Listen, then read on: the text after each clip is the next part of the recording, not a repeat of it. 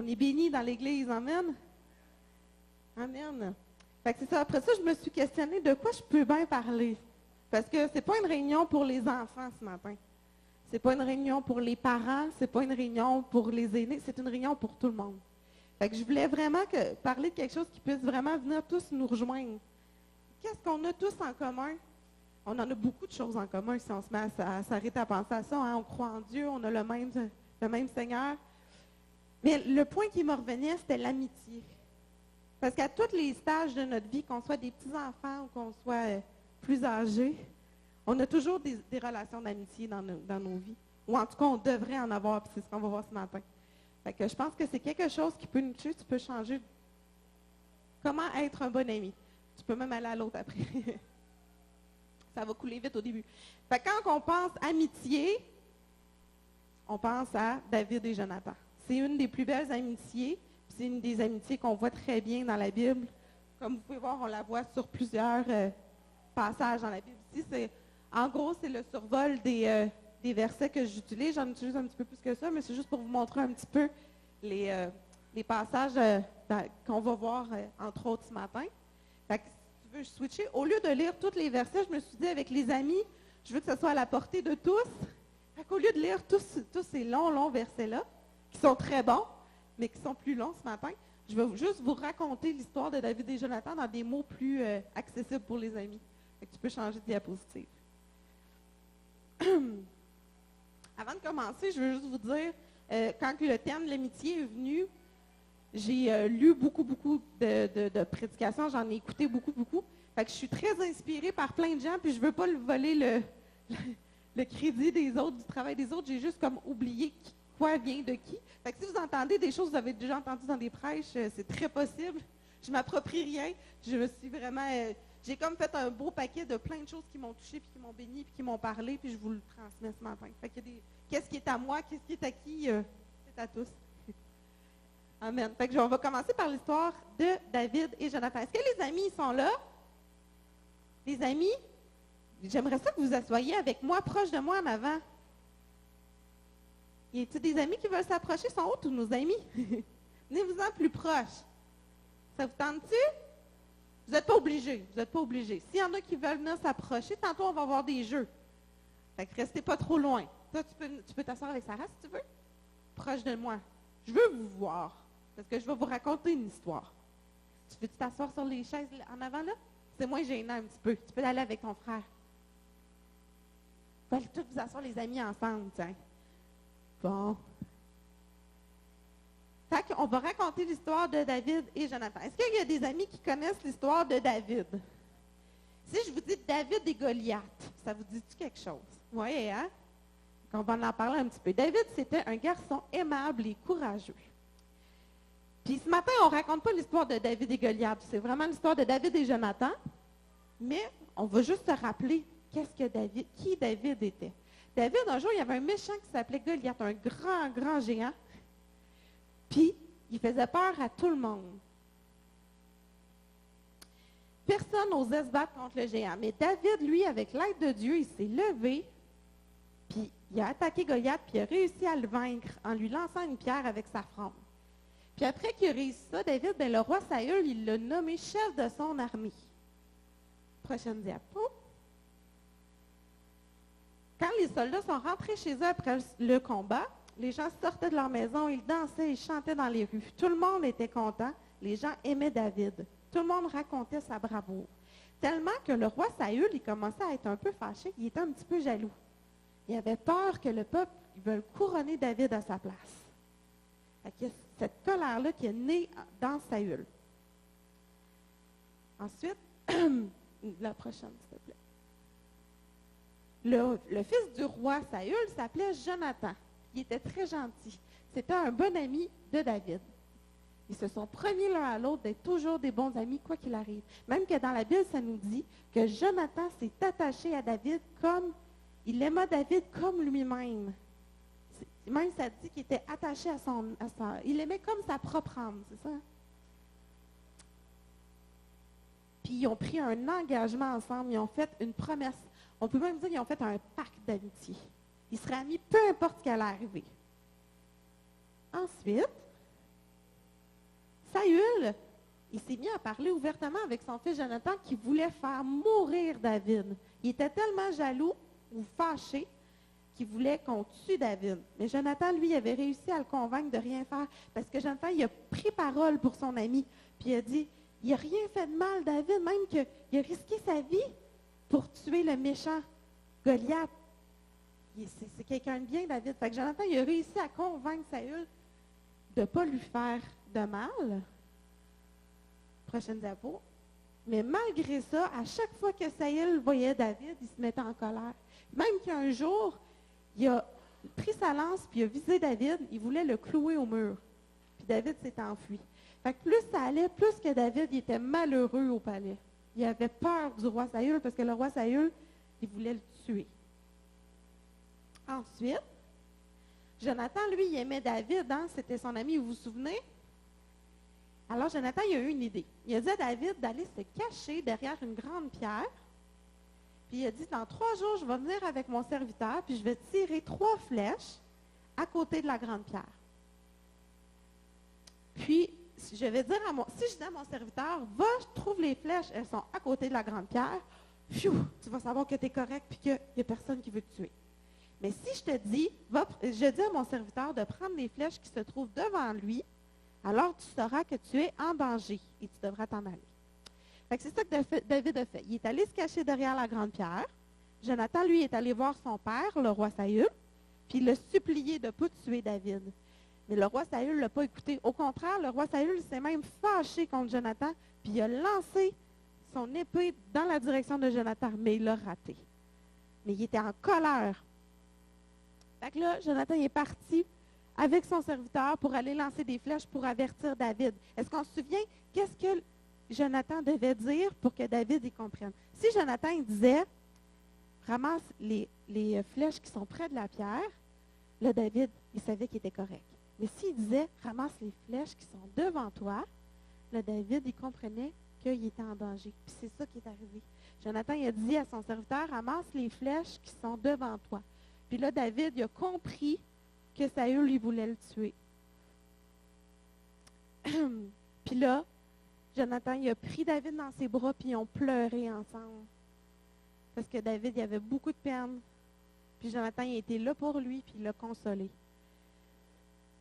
Jonathan, il a dit à David, mon père est tellement en colère que je suis sûr qu'il cherche à te tuer. Tu dois t'en aller. Cache-toi loin d'ici.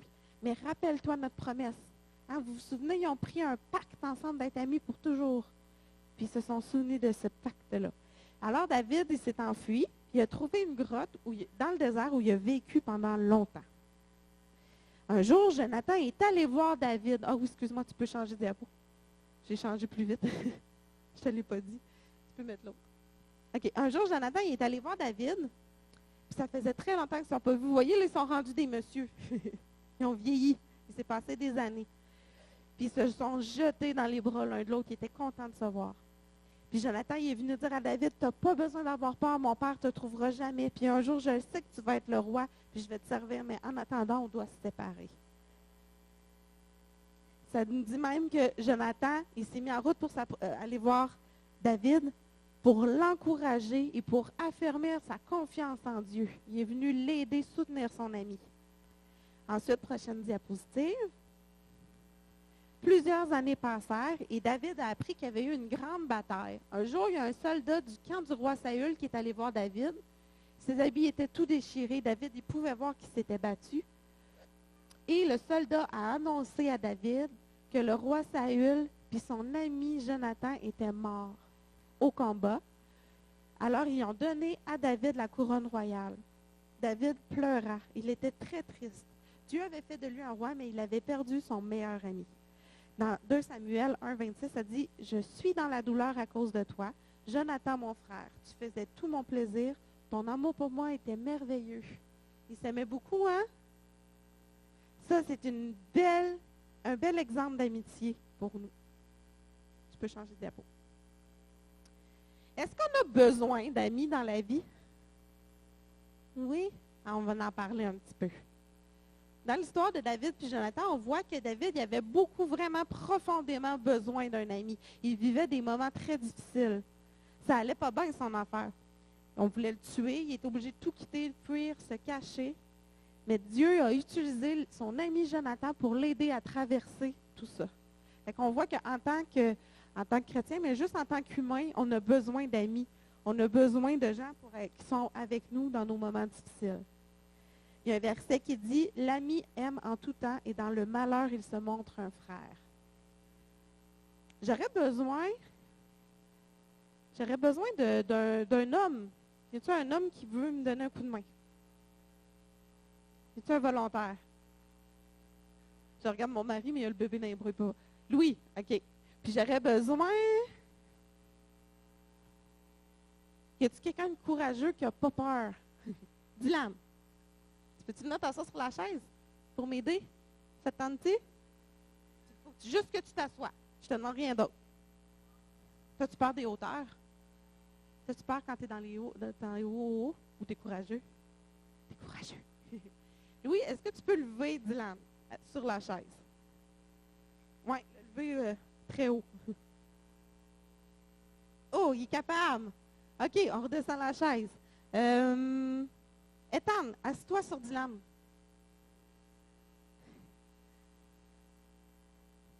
Est-ce que tu vas être capable de le lever aussi haut, tu penses?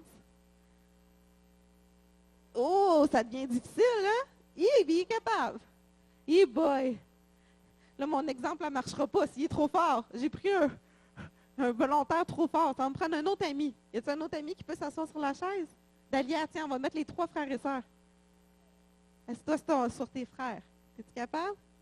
On va essayer de ne pas tomber, par exemple. Les parents ne seraient pas contents après moi. OK, on réessaye.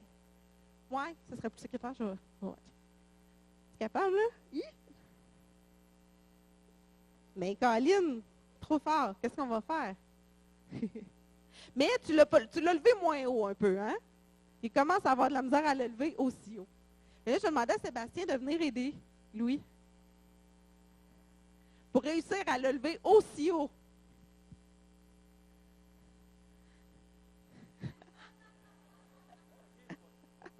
C'est ça que j'aurais dû faire au début, par exemple. OK, vous vous tenez bien? Est-ce que ça va marcher? Ah! C'est pas mal plus facile. Bravo! Vous pouvez vous asseoir. Merci. Il y a des choses qu'on ne peut pas arriver à bien faire quand on est tout seul. Mais quand on a un ami pour nous aider, ça va beaucoup mieux. Il y a même des choses qu'on ne peut pas du tout faire quand on est seul. Mais qu'à 2, on est capable d'y arriver. Il y a un des plus grands penseurs de l'Empire romain, il s'appelait Cicéron, qui disait « L'amitié accroît le bonheur et soulage la misère, il double les joies et divise les peines. » Quand je lis « il double les joies et divise les peines », c'est que quand tu as un ami, tu es content quand il t'arrive quelque chose de bien, puis tu es content quand il arrive quelque chose de bien aussi. Tu es 2 fois plus heureux dans la vie parce que tu es heureux pour toi, mais tu es heureux pour ton ami aussi. Puis, même chose, au lieu de doubler les peines, ça les divise. Parce que quand un ou l'autre vit des moments difficiles, vu qu'ils sont 2, au lieu de doubler les peines, ça les divise. Vous partagez la peine, fait que le fardeau il est moins lourd quand on peut en parler à un ami. Il y a un verset qui nous dit « 2 valent mieux qu'un, parce qu'ils retirent un bon salaire de leur travail. Car s'ils tombent, l'un relève son compagnon. Mais malheur à celui qui est seul et qui tombe, sans avoir un second pour le relever. De même, si 2 couchent ensemble, ils auront chaud. Mais celui qui est seul, comment aura-t-il chaud? Est-ce que vous avez déjà eu froid? Tu sais, avez-vous déjà fait dodo dans une tente? Des fois, sur le matin, dans une tente, il fait froid. Qu'est-ce qu'on fait? On se colle. Quand on se colle, on a chaud. Hein? Mais c'est la même chose. Quand on a besoin, c'est bien d'avoir quelqu'un qui soit là pour nous aider. Puis, il y a un beau secret aussi, mais ce n'est pas un secret, je vais vous le révéler. C'est que quand on a des bons amis, ils nous aident à rester près de Dieu. Il y a un verset qui dit, c'est pas un secret parce que je l'ai dit, si je ne l'avais pas dit, ça aurait été mon secret. Ça dit, veillons les uns sur les autres pour nous encourager mutuellement à l'amour et à la pratique du bien. ne délaissons pas nos réunions, comme certains en ont pris l'habitude. Au contraire, encourageons-nous mutuellement, et cela d'autant plus que vous voyez se rapprocher le jour du Seigneur. Quand on est ensemble, qu'on développe des belles amitiés, on est là les uns pour les autres, puis on peut s'encourager comme Jonathan est allé encourager David dans sa grotte, puis qui est allé l'aider. Quand on le lit tantôt, ça disait qu'il a... je sais où je l'ai mis. Pour l'encourager en affirmant sa confiance en Dieu. C'était un bon ami, Jonathan, pour David.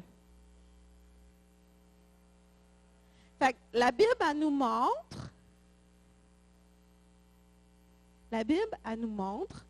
que nous avons besoin d'être entourés dans les temps difficiles, puis être encouragés à s'améliorer en tant que personne, puis à s'améliorer dans notre foi aussi. Mais ce n'est pas toutes les amitiés qui sont comme ça. Puis là, je vais vous parler de comment on fait pour savoir c'est quoi une vraie bonne amitié, une amitié comme David avait avec Jonathan. Tu peux changer de diapo. La base d'une vraie amitié. Ça vous tente-tu de faire un jeu? J'ai besoin de 20 amis, 20 personnes. Ça peut être des papas, des mamans, des grands-papas, des grands-mamans, tout le monde. 20 personnes. Les 20 premiers qui viennent. On va compter. 2, 4, 6, 8, 10. Il m'en manque. 12. Mais là, on va dire 11 parce que tu vas l'aider. 11, 12. Sarah? Je te donne pas le choix, toi.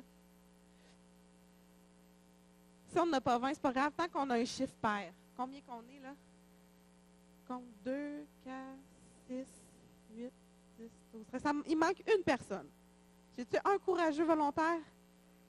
Catherine. Fait que là, on va avoir 7 équipes.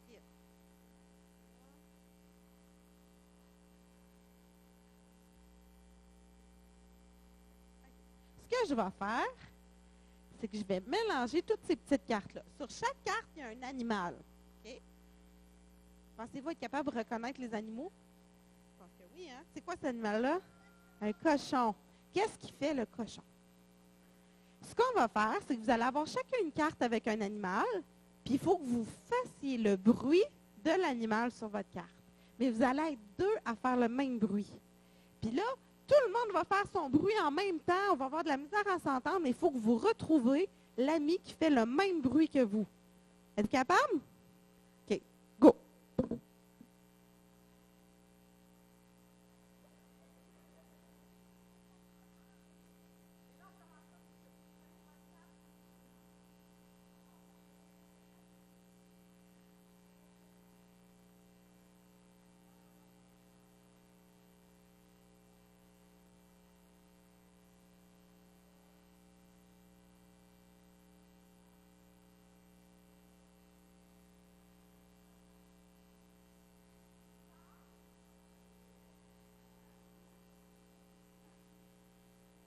Êtes-vous prêts? À go, on regarde la carte, puis vous faites tout le bruit de votre animal très fort. 1, 2, 3, go! Essayez de trouver votre ami.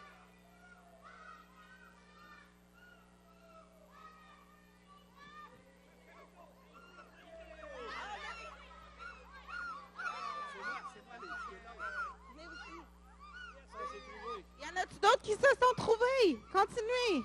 Essayez de trouver.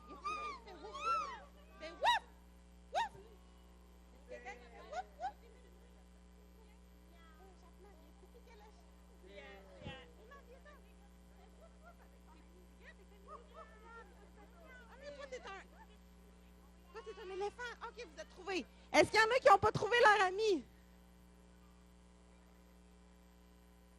Tout le monde a trouvé? Vous êtes donc bien rapide. Bravo! On les applaudit. Ils sont bons. Yay! OK. Tu peux me redonner les cartes et aller vous asseoir. Merci.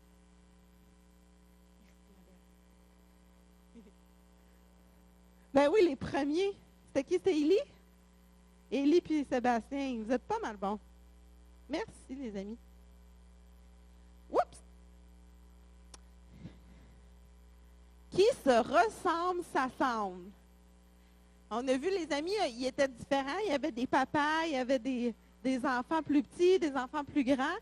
Pourtant, il y avait toute une paire à trouver parce qu'il y avait un point commun. Leur point commun, c'est qu'ils faisaient le même bruit. OK?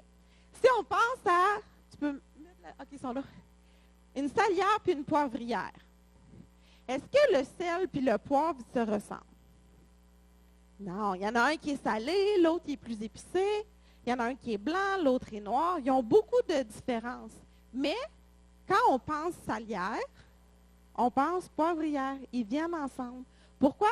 Parce qu'ils ont un but commun qui est assaisonner. Puis si on regarde nos amis David et Jonathan, c'était la même chose. Ils étaient très différents. David, c'était un pauvre jeune berger. Puis Jonathan, lui, c'était un riche prince. Il y avait beaucoup de différences, mais pourtant, ils sont devenus amis. Pourquoi? Parce qu'il y avait une valeur commune, c'est qu'ils aimaient Dieu, ils l'honoraient puis ils le servaient. On est tous différents les uns des autres. Je me rappelle Maurice, dans sa prêche, il y a 2 semaines, il disait combien qu'on est en Amérique du Nord? Je ne me rappelle pas combien. Puis tu disais, essayez de trouver une personne qui est pareille comme Éric Curado. Aussi nombreux qu'on puisse être, il n'y en a pas 2 qui sont pareils.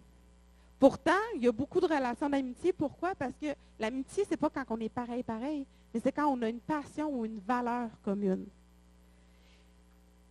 Ça ne sera pas long. J'essaie de ne pas dire mes points trop d'avance. C'est dur à prêcher. Je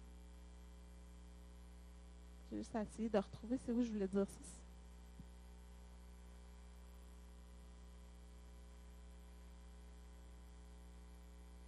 Moi, je pense que c'était là. Je ne trouve plus ma note, mais c'est pas grave.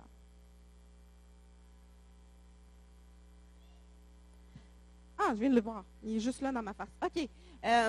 Exemple, quand vous allez en ville, là, vous allez faire votre épicerie. Avez-vous déjà fait l'épicerie avec un bébé dans vos bras? Moi, je trouve ça fou comment de gens me parlent ou me font des sourires quand j'ai un bébé dans mes bras. Parce que quand ils regardent mon bébé, ça leur rappelle leur amour des bébés ou leur bébé à eux. Combien de grands-parents qui m'ont dit « Ah, moi, j'en ai 12 » ou « Ah, moi, j'en ai ma plus petite, elle a à peu près cet âge-là. » Les gens, quand ils voient un point commun avec quelqu'un, même si on est dans un environnement où on ne se connaît pas, on n'a même pas besoin de se parler, moi, je fais mes affaires, mais quand ils voient un point commun, tout de suite, ils vont venir nous voir et ils vont nous parler. Puis ça me faisait penser, si je vous nomme quelqu'un, essayez de me dire c'est quoi sa passion. Si je dis mon mari Viannick, y a-t-il quelqu'un qui est capable de me dire c'est quoi sa passion? Skidou! Bien, combien de fois où on est allé dans des événements dans ma famille ou avec mes amis, puis en jasant avec le chum d'une de mes amies, « Hey, t'aimes ça le skidou toi aussi? » Moi aussi. La conversation commence. Ils ne se connaissent pas, mais ils ont trouvé un point commun, une passion commune. Il y a C.S. Lewis qui avait écrit « L'amitié naît au moment où un homme dit à un autre, « Quoi, toi aussi? Je croyais que j'étais le seul. » À partir du moment où on trouve un point commun ou une valeur ou une passion commune, ça devient facile de parler avec l'autre. Puis, il y a un verset dans la Bible qui dit « Je suis l'ami de tous ceux qui te craignent, de ceux qui obéissent à tes décrets. » Fait que je pense que c'est important, c'est un bon conseil qu'on peut lire dans la Bible, c'est de chercher des gens qui ont nos valeurs à nous. C'est ça une bonne amitié, une vraie amitié, une amitié selon le cœur de Dieu. C'est de trouver un ami qui a la même valeur que nous, qui aime Dieu. Parce qu'on l'a vu tantôt, un ami, c'est là dans les moments difficiles, c'est là pour nous rapprocher de Dieu. Fait que si on a des amis qui aiment Dieu, notre amitié va être solide, elle va être vraie, puis elle va être selon le cœur de Dieu. Puis il y a un verset qui dit « Aime Dieu de tout ton cœur, de toute ton âme, de toute ta pensée, de toute ta force, et ton prochain comme toi-même. » Puis on voit Jonathan aimait David comme lui-même. C'est écrit, il s'était attaché à lui, il l'aimait comme sa propre âme. Fait que l'amitié de David puis Jonathan, c'est vraiment une belle amitié à prendre en exemple. Prochaine diapositive. Quelle est la base d'une vraie amitié? L'engagement et la loyauté. Je ne regarde jamais du bon bord. OK, comment qu'on fait pour savoir le nombre d'amis qu'on a? Est-ce qu'on regarde notre page Facebook? Si j'ai 140 amis sur ma page Facebook, même si j'ai 360 amis sur ma page Facebook, est-ce que c'est des vrais amis? Est-ce que c'est des amis qui vont être là quand tu vas avoir besoin d'eux, quand tu vas avoir le goût de déménager, là? Tu vas avoir besoin de bras forts? Est-ce que tous tes amis Facebook vont dire, moi, je suis là pour toi? Peut-être pas. Si oui, t'es chanceuse. Comment on fait? Il y a un verset qui dit, celui qui a beaucoup d'amis les a pour son malheur, mais il est l'ami plus attaché qu'un frère. Des fois, ce n'est pas le nombre d'amis qui est important, mais plutôt quel type d'amitié c'est, quelle relation tu as avec la personne.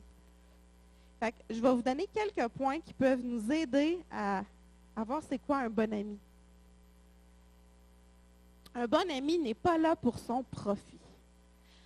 Malheureusement, ça arrive souvent des fois qu'on a des amitiés, puis à un moment donné, on se dit, ouais, hein, j'étais là juste quand la personne avait besoin de moi. À partir du moment où elle avait besoin de moi, ben, j'étais plus vraiment importante. On a l'impression un peu d'avoir été utilisé. Ou probablement même que si on est honnête, ça nous est déjà arrivé d'avoir une amitié où on a utilisé un peu l'autre sans s'en rendre compte souvent. Puis, il y a une belle citation qui disait « Certaines personnes ne vous sont pas loyales, elles sont loyales à leurs besoins. Quand leurs besoins changent, leur loyauté change aussi. » Dans l'histoire de David et Jonathan, on voit que Jonathan n'était pas là pour son profit. Jonathan il était prêt à tout perdre. Jonathan, c'était le fils du roi, c'était l'héritier du trône. Le trône devait lui revenir, c'était juste, c'était comme ça. Pourtant, il croyait que Dieu voulait faire de David le roi.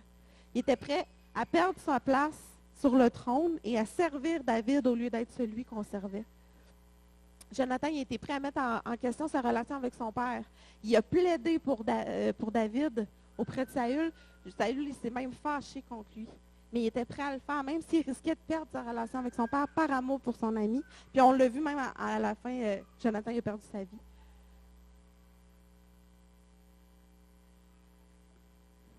Fait qu'on voit qu'il n'était pas là pour son profit, mais bien au contraire. Un vrai ami est là même dans les bons moments comme dans les mauvais. Il avait pris un engagement, David et Jonathan, ensemble, que peu importe ce que la vie allait leur amener, ils allaient être là l'un pour l'autre. Peu importe, dans le bon comme dans le mauvais. Puis, comme je disais, l'amitié réelle va même au-delà des liens de parenté. Jonathan a risqué sa relation avec son père. Puis dans Proverbe, ça nous dit « Ne délaisse pas ton ami ni l'ami de ton père, et quand le malheur t'atteint, ne t'adresse même pas à ta parenté. Un voisin près de toi vaut mieux qu'un parent qui se trouve loin. » Une relation d'amitié peut aller au-delà de notre famille même. Puis aussi, un bon ami ne manque pas à une promesse. C'est loyal l'un envers l'autre, c'est fidèle l'un avec l'autre. Puis il y a 2 versets qui nous disent que comme le médisant divulgue les secrets, un homme de confiance tient la chose cachée. Comment c'est important dans une amitié de garder les secrets de nos amis. Parce qu'on n'aurait pas envie de se confier à quelqu'un si on savait que la personne pourrait se retourner, répéter tout ce qu'on lui a dit. La confiance est importante dans la base d'une vraie amitié. Prochaine diapo. Puis, il y a aussi, dans la base d'une vraie amitié, c'est l'honnêteté et la transparence. Les blessures d'un ami prouvent sa fidélité. On entend des gens dire, un vrai ami n'essaierait pas de me changer. Il va me laisser être qui je suis, il va me laisser faire ce que je veux si c'est un vrai ami, mais ce n'est pas vrai. Un vrai ami n'hésiterait pas à te reprendre s'il voyait que tu étais sur une pente glissante par amour, parce que c'est ça un vrai ami. C'est comme un vrai ami va te le dire si tu as quelque chose entre les dents. T'sais. Des fois, ça peut être gênant. Tu parles avec quelqu'un, puis excuse, parce que tu as quelque chose entre les dents, puis là, tu peux être un petit peu humilié ou un petit peu gêné, mais tu vas être reconnaissant que la personne te l'ait dit. Parce que si tu fais toute ta journée, puis tu te vois à la fin de la journée, puis tu dis, voyons, j'ai parlé avec telle personne super longtemps, puis elle ne me l'a pas dit. Un vrai ami va te le dire, même si des fois, ça peut pincer un petit peu, mais c'est un vrai ami. Puis, un vrai ami se montre transparent, même s'il devient vulnérable. La transparence, c'est peut-être ce qui est le plus difficile, en particulier pour les hommes, je pense. Les hommes, dès qu'ils sont tout petits, les petits garçons, on leur dit « Oui, on ne pleure pas pour ça. » C'est pas... Les gars, les hommes, les vrais hommes, ça ne pleure pas. Pourtant, on voit même dans la Bible que Jésus a pleuré. Puis, dans l'histoire de David et Jonathan, on le voit que David et Jonathan, ils ont pleuré ensemble. Ils se sont montrés transparents l'un avec l'autre dans leurs émotions aussi. Fait que quand on a une vraie amitié, quand la base d'une vraie amitié selon le cœur de Dieu, une vraie amitié saine est là, quand la confiance est là, quand la personne a pris un engagement puis qu'on est loyal l'un envers l'autre, ça devient beaucoup plus facile d'être transparent parce que tu peux faire confiance que l'autre n'ira pas répéter, tu peux faire confiance que l'autre va garder son engagement puis va être là près de toi. Pas de moquerie, pas de médisance, on peut se confier à l'autre, être 100% honnête. Je pense que c'est toute une amitié qu'on a envie d'avoir et qu'on aimerait rechercher. Hein? Une amitié où on sait qu'on peut être 100% nous-mêmes, 100% honnête, puis qu'on n'a rien à craindre, parce qu'on peut faire confiance à l'autre. Maintenant, j'aimerais vous parler un petit peu des amitiés qu'on devrait fuir. Si tu peux mettre la prochaine diapo. Les amitiés à fuir. Là, c'est en anglais, je vais essayer de traduire un petit peu, mais il dit c'est impossible de vivre la bonne vie quand tu as les mauvais amis. Il y a un sociologue qui avait dit que dans la vie, on est la moyenne des 5 personnes avec qui on est le plus proche. Si on regarde les 5 personnes qui nous entourent, on devient un peu comme eux. Ça dit, montre-moi tes amis et je te montrerai ton futur. Tu deviens un peu comme ceux avec qui tu te tiens. Je vais vous montrer juste une image. Okay? Je vais faire ça pour qu'on voie bien, les amis. Si je prends une feuille blanche, puis que là, on a des mauvaises habitudes, ou il y a un ami qui je ne sais pas moi, qui dit des mauvais mots, ou qui désobéit. Bon, ma peinture est sec. La feuille blanche, la personne, elle salit un petit peu. Elle est moins propre. Quand on laisse rentrer des mauvaises habitudes, des mauvaises choses dans notre cœur, ça nous salit un petit peu. Mais là, quand on se tient avec quelqu'un qui est sale, si je colle les 2 feuilles ensemble, est-ce que vous pensez que la feuille qui avait une tache va redevenir toute blanche au contact de la feuille blanche? Ou est-ce que la feuille blanche va peut-être se salir un petit peu? Quand on est amis avec des gens qui n'ont pas des bons comportements, qui désobéissent, qui sacent, qui sont dans des mauvaises choses, le danger est que nous-mêmes, on devienne un peu sales.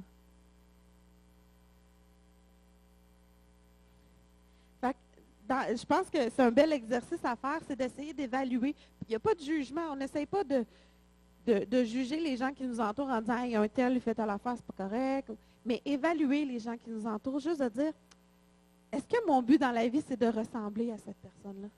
Est-ce que je peux la prendre comme modèle? Parce que si je me frotte sur cette personne-là, il y a des bonnes chances que je prenne d'elle, que j'y ressemble, comme on a vu les 2 feuilles. On ressemble à ceux avec qui on se tient. On peut évaluer nos amis. C'est correct de dire, quand je suis avec cet ami-là, des fois, il y a des mots qui sortent de ma bouche que j'aime pas, ou que ma mère ne serait pas fière que je dise, ou que cet ami-là, quand je suis avec lui, ça ne me pousse pas vers le haut, ça m'attire vers le bas. T'sais? Puis on le sait qui qu'on veut être, puis surtout qui Dieu veut qu'on soit. Puis c'est important de regarder les gens qui nous entourent autour de nous, puis de dire, est-ce que ces gens-là m'aident à devenir celle que je veux être ou celle que Dieu veut que je sois? Ou plutôt, je me rends compte que je ne suis pas celle que je devrais être quand je suis avec cette personne-là. On doit choisir des amis avec lesquels on sent qu'on peut être la meilleure version de nous. Il y a des pistes dans la Bible qui nous disent avec qui ne pas se tenir. Ne te lie pas d'amitié avec un homme coléreux, de peur d'acquérir le même comportement. C'est écrit dans la Bible, dans Proverbe 22, verset 24-25. Ne te lie pas d'amitié avec un homme coléreux et ne fréquente pas celui qui s'emporte pour un rien, de peur d'acquérir le même comportement et de mettre ainsi ta vie en péril. Puis il y a un autre verset qui nous dit, celui qui fréquente les sages devient sage. C'est la même chose à l'inverse aussi. Si tu tiens avec des amis qui ressemblent à ce que Dieu veut que tu sois, mais tu vas devenir comme eux. Si tu tiens avec eux, tu deviens comme eux. Il y a même dans Psaume 1 qui dit « Heureux l'homme qui ne marche pas selon les conseils des méchants, qui ne va pas sur le chemin des pécheurs, qui ne s'assied pas en compagnie des moqueurs. » Fait qu'on voit un peu qu'est-ce qu'on devrait fuir. La colère, les méchants, les pécheurs, les moqueurs. Mais vous savez, on n'a pas toujours le contrôle sur les gens qui nous entourent. Vous allez me dire, moi, mais moi, mes amis à l'école, c'est ça que j'ai. On est dans la même classe, je ne peux pas ne pas leur parler. Mes collègues de travail, je ne les choisis pas. Mais ce que je dis, c'est pas qu'on ne peut pas avoir d'amitié avec ces gens-là, mais qu'on ne doit pas marcher avec eux. Il y a une nuance à faire. Tu peux continuer à les aimer, à prier pour eux, mais le contrôle, tu ne l'as pas sur qui fait partie de ton entourage, mais tu as le contrôle sur le temps que tu passes avec eux. Puis, si tu as une amie avec qui tu peux aller magasiner, puis avoir un super bon moment en magasinant avec elle, puis tu te rends compte que ça ne t'amène pas à être quelqu'un que tu ne veux pas être, ça ne te change pas, il n'y a pas de problème. Mais si tu sais qu'elle a la même amie, elle va t'inviter à un party, puis que quand tu vas aller chez eux dans ce party-là, bien là, tu vas risquer de faire des choses que tu ne seras pas fier après. Bien, ce genre ça, tu as le contrôle de dire non, ça, j'y vais pas. Tu veux qu'on aille faire telle chose ensemble, ça va me faire plaisir. Mais ça, quand je fais ça, quand je suis avec toi dans telle circonstance, je ne deviens pas la meilleure personne que je sais que Dieu veut que je sois. Puis il n'y a aucune relation sur Terre qui vaut la peine qu'on mette en péril notre relation avec Dieu. Puis ça ne veut pas dire de ne pas témoigner, ça veut pas. Puis tu sais, j'ai écouté une prêche, puis encore là, je peux pas remettre le crédit, je ne me souviens pas comment il s'appelait. Mais il racontait une histoire d'un jeune homme qui avait un ami qui était une mauvaise fréquentation. Puis le père du jeune homme lui a dit, tel ami, il ne t'amène pas vers le haut. T'sais. Puis le jeune, c'était un petit garçon ou un jeune homme qui aimait Dieu de tout son cœur. Puis son but dans la vie, lui, il voulait servir le Seigneur, il voulait être un homme de Dieu, il voulait devenir pasteur. Puis son père avait raison, il s'est rendu compte, c'est vrai que cet ami-là ne m'amène pas là où je veux aller. Puis au lieu de juste arrêter de répondre à son appel ou de dire « Ah, ça ne m'adonne pas ou je ne peux pas », il a pris son ami à part puis il lui a expliqué. Puis il n'a peut-être pas été super bien accueilli au départ, mais il a pris la peine de le faire. Il a dit « Tu connais mes valeurs, tu sais que j'aime Dieu, tu sais qu'est-ce que je veux faire de ma vie. Puis j'ai l'impression que je m'en éloigne quand je me tiens avec toi, quand on fait ces choses ensemble, je m'éloigne de mon but. » Puis c'est sûr que son ami n'a pas bien accueilli ça, puis il a peut-être été un peu fâché, mais il l'a fait quand même. Puis, après des années, ce jeune homme-là est devenu pasteur. Puis, à un moment, il y a un jeune homme qui s'est approché de lui à la fin d'une réunion, puis c'était cet ami-là. Puis, l'ami lui a dit, j'ai pas changé ma manière d'être après que tu m'aies dit ça tout de suite. J'ai pas changé mes habitudes de vie, mais ça m'a fait réfléchir. Ça m'a fait réfléchir, puis ça a pu prendre des années, mais aujourd'hui, je me suis mis en règle parce que tu m'as fait réaliser que je n'étais pas sur le bon chemin. Fait que des fois, en prenant le temps d'expliquer à nos amis pourquoi on considère que telle chose, c'est pas pour nous, qu'on aime mieux les éviter, on a l'impression qu'on est juste mieux de couvrir, puis de rien dire, puis juste de dire non, j'y vais pas, ça ne me donne pas, ça ne me tente pas.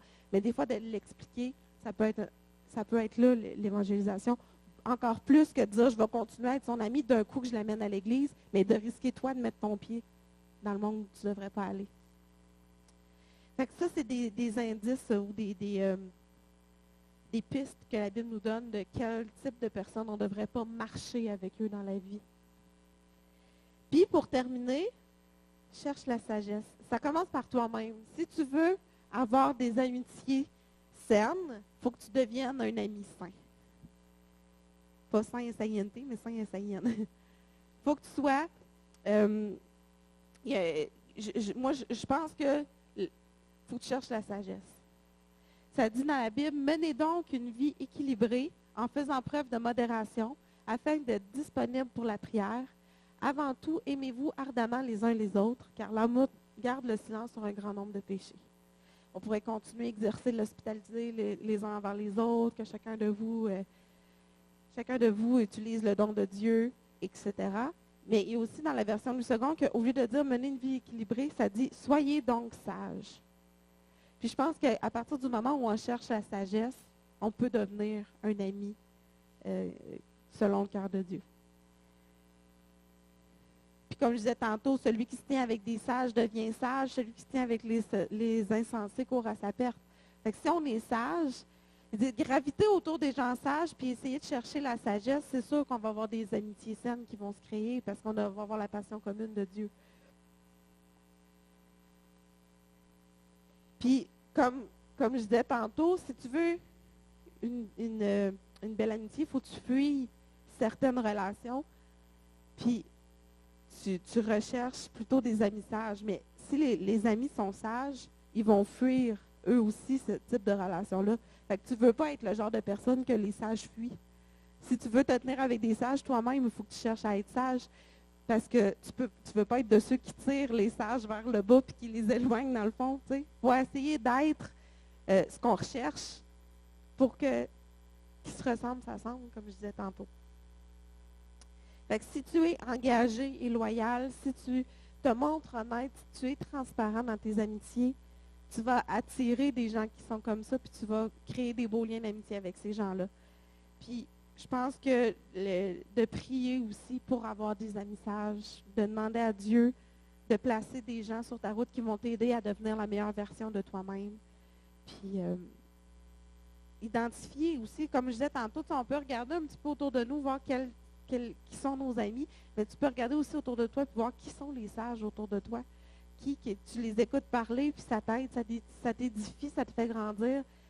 Deviens ami avec ces gens-là, puis attends pas qu'ils viennent te voir, va les voir, puis travailler comme ça à bâtir des vraies belles relations, parce qu'on en a besoin, comme je disais tantôt, on a besoin d'amitié. L'être humain a besoin de gens autour de lui pour l'aider à traverser les épreuves. C'est un besoin qu'on a, comme David avait besoin de Jonathan à ces moments-là de sa vie. Fait qu'on doit chercher à trouver les amis qui nous amènent vers le haut. C'est ce qui conclut mon partage ce matin. C'était court. Voilà. Aussi, pour ce qui reste de la journée, je vous encourage vraiment à rester parce que, comme je disais, on a besoin d'amitié. Puis, comment on se fait pour faire des amis? Bien, on passe du temps ensemble. Hein, la communion fraternelle. On en a plein de communions fraternelles cet après-midi. Fait que je vous encourage vraiment chacun d'entre vous à rester.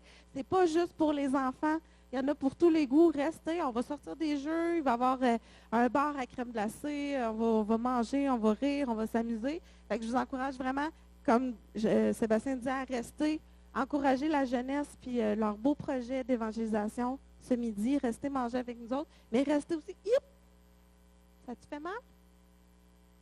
Ça aurait fait plus mal s'il y avait eu moins de monde, je pense. T'es-tu correct? C'est correct. Fait que je vous encourage vraiment à rester, puis bâtissez des belles amitiés dans l'Église. Vous le savez, le point commun, on l'a tous ici, le même, c'est notre amour pour Dieu, sinon on ne serait pas ici ce matin. Fait qu'on a une belle valeur commune, tout le monde qui sont ici ensemble. Fait que tissez des liens d'amitié aujourd'hui, restez. Je vous mets au défi de le faire. Je vais te laisser le micro si tu veux, Claire.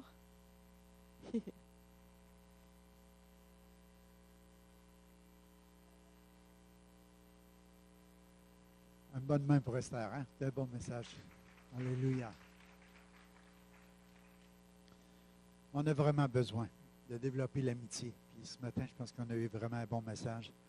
Et puis on a réalisé aussi à travers ça que ce n'est pas centré sur soi. C'est vraiment centré sur les autres. Il y a des fois, on vient à l'Église, puis on peut être déçu, puis on dit, ah, l'Église, on n'a pas d'amis, ah, l'Église, ils ne nous parlent pas, l'Église, les gens ne sont pas là pour nous autres. Mais est-ce qu'on est là pour eux autres? À la minute qu'on réalise puis qu'on comprend que tout à coup, notre vie ne nous appartient pas, mais elle appartient au Seigneur. Qu'on a une passion commune, c'est Jésus, comme tu dis, à aimer Dieu de tout son cœur, de toute son âme, de toute sa force, de toute sa pensée.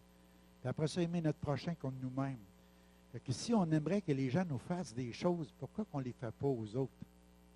Puis si on commence à les faire aux autres, c'est là qu'on va avoir vraiment une influence sur leur vie. Puis l'Église va devenir ce que nous autres, on aimerait qu'elle soit. Des fois, on dit, il faudra avoir plus d'unité, il faudra avoir plus d'amour, il faudra avoir plus de partage, il faudra avoir plus ci, plus ça. Mais si toi, Dieu t'a donné cette révélation de qu'est-ce que l'Église devrait être, ben toi, au travail, développe cette amitié-là avec les gens. Aide-les, sois présent, écoute-les. Si tu trouves que tu n'as pas beaucoup d'amis, fais-toi des amis.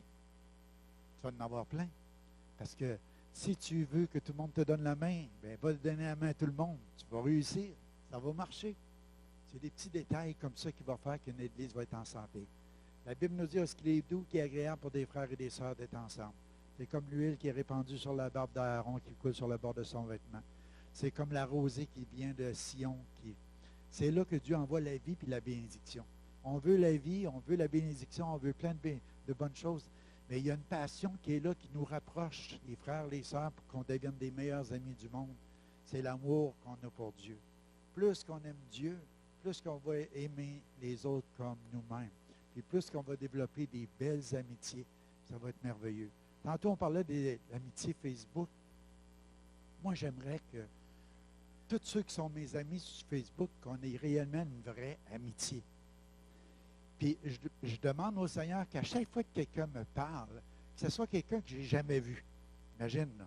J'ai des amis, je ne sais pas, moi, en Afrique. J'en ai plusieurs. Comme hier, il y avait une madame qui me jasait. Une femme qui était infirmière. Je ne l'ai jamais vue. Je l'ai vue sur photo. Là. Mais elle me demandait un conseil. Puis elle me disait, Papa Gérard. Pour moi, c'est mon ami. Je ne l'ai jamais vu. Mais j'espère juste une chose, c'est qu'on soit vrai, qu'on soit loyal, qu'on soit fidèle, dans le sens de dire d'intégrité, que c'est pas juste... Cette personne-là, quand elle est devenue mon amie, elle m'a juste dit, moi, je connais quelqu'un qui voudrait m'épouser, mais qui ne m'épouse jamais, mais qui voudrait surtout que je fasse des choses qui ne sont pas correctes avec elle. Elle dit, qu'est-ce que je dois faire, pasteur? J'ai dit, cette personne-là n'est pas digne de toi, parce que tu aimes Dieu, et elle ne l'aime pas de la même façon que toi. Fait qu'elle veut exiger des choses de toi par amour, mais c'est un amour égoïste, ce n'est pas un amour qui vient du cœur de Dieu. Fait que j'ai dit, moi, je m'éloignerai. Puis attends. Là, hier, elle me disait, prie pour que j'aie un bon mari. Ben, je dis, regarde, je vais te donner un conseil. Tu vas le trouver dans l'endroit où ce que c'est que tu as ta plus grande passion. C'est Dieu. Tu vas le trouver à cet endroit-là. Ça va être dans l'Église. Fait que fréquente ton assemblée, vas-y, puis je vais prier que le Seigneur t'ouvre les yeux, puis tu vois, wow, c'est lui. Il a la même passion que moi, il aime Dieu pareil comme moi, puis on a des choses qu'on veut développer ensemble. Fait que c'est le même, tu vas être heureux. Fait que développer des amitiés, puis que ça ne soit pas juste à l'intérieur de l'Église, mais une amitié qui fait que tu attires les gens vers le haut, comme disait notre Esther, mais pas vers le bas. Si tu sens que des amitiés t'attirent vers le bas, regarde, essaye de les influencer, mais éloigne-toi, parce que tu ne dois pas, toi, t'éloigner de Dieu. Fait qu'il faut que tu aies des amitiés qui t'attirent vers Dieu. Mais à quelque part, tu peux avoir une sainte influence vers des gens du dehors aussi, que le Seigneur a placé, peut-être un voisin. C'est un très bon ami. Moi, j'ai un voisin qui est mon ami. Et puis, qu'est-ce que j'essaye de faire, c'est quand je suis avec lui, j'essaie de le tirer vers le haut. Pas juste en lui parlant toujours de Dieu, mais en vivant comme un enfant de Dieu, comme un homme de Dieu, comme quelqu'un qui aime Dieu. Amen. D'accord, on finit par un mot de prière. On va les dîner ensemble. On a une belle après-midi, plein d'activités. On va jouer les parents avec les enfants. On va avoir du plaisir. Puis si tu dis, ben moi, mes enfants ne sont pas là, mais il y a les enfants des autres. Amen. On va développer une belle amitié ensemble. Amen. Alléluia. Levons-nous ensemble, on finit par un mot de prière. Père Céleste, ce matin, nous te remercions pour ce message que nous avons entendu sur l'amitié. Seigneur, on voudrait tellement cultiver des amitiés comme David et Jonathan. Des amitiés qui ne sont pas égoïstes, mais des amitiés, Seigneur Dieu, qui fait qu'on veut être engagé envers l'autre, puis on veut être fidèle dans nos engagements, puis ce soit des amitiés qui nous attirent vers toi. Père, on veut te remercier ce matin pour ce message, puis bénis cette belle journée. Que ce soit une journée, Seigneur Dieu, où on va construire ces véritables amitiés entre nous, des liens solides qui viennent de toi, Seigneur, de ton amour désintéressé, d'un amour inconditionnel, d'un amour qui vient de toi parce que tu es la source de la véritable amour. Père, nous te prions aujourd'hui, fais-le dans nos vies, dans nos cœurs, dans notre assemblée, et qu'on puisse passer un bon moment ensemble, au nom de Jésus. Amen. Amen. J'aimerais ça qu'on fasse juste une petite prière ce matin pour Dan Berthaud. Il vient de notre assemblée pendant presque un mois. Maintenant, il est à l'hôpital. Il vit des moments difficiles. Il lutte contre un cancer. Il croit encore que Dieu, puis moi je crois que Dieu va le relever. Vous croyez avec moi ce matin? On va prier pour lui ce matin. Alléluia. Puis qu'il soit encouragé, fortifié. Puis il s'attend à ça. Il s'attend à une intervention de Dieu. Ça prend un miracle. Pour les médecins, c'est comme, regarde, il n'y a pas de réaction au traitement. Puis il essayé une dernière fois. Pour eux autres, c'est la maison du boulot. Puis c'est une belle place. Mais on ne veut pas aller mourir. On veut vivre. Alors on va réclamer la main puissante de Dieu pour lui ce matin. Amen. Père Céleste, c'est notre ami, c'est notre frère dans le Seigneur. Père, nous te le présentons ce matin, Seigneur. Tu es le Dieu des miracles. Ton oreille n'est pas sourde, Seigneur. Ton oreille est grande, Seigneur. Tu peux entendre notre requête, Seigneur. Puis ta main n'est pas trop courte. Tu vas agir, Seigneur, encore ce matin. Tu vas aller le toucher où ce qu'il est, Père. Dans le nom de Jésus, relève-le, guéris-le, restaure-le, Seigneur. Il s'attend à toi encore ce matin, Seigneur. Alléluia. encourage-le, fortifie-le, Seigneur, que les médecins puissent juste dire, regarde, on s'est encore trompé avec lui. Mais Père, parce que tu es dans sa vie, alléluia. Fait que Seigneur, toute notre confiance, Seigneur, ce matin, est en toi pour lui, au nom de Jésus. Amen. Alléluia. Si vous voulez aller visiter des fois, chambre 329, il va être bien content. Fait que soyez bénis, passez une belle journée. Amen.